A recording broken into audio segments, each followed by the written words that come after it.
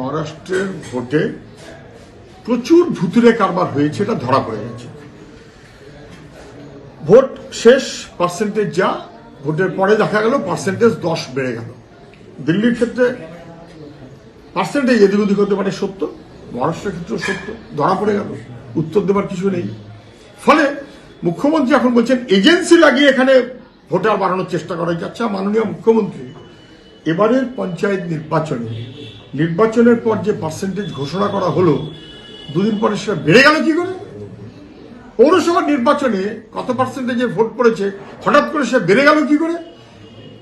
Ballot বাক্সে ঢুকে যাবার পর অথবা ইভিএম এ ঢুকে যাবার পর ওখানে কি কোনোভাবে ছানাপোনা পাচ্ছে নাকি? ভোটার সংখ্যা কি করে বেড়ে যাচ্ছে?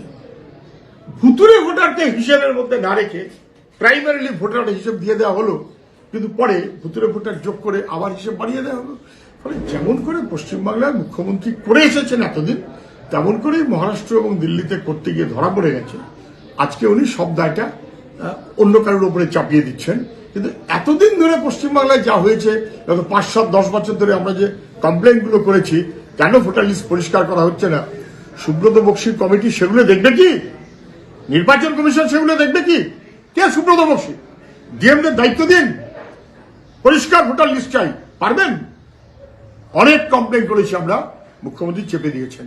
কেন? ভুতুরে ভোটার না থাকলে তৃণমূলের লাভ হবে না, বিজেপি সুবিধা পাবে না।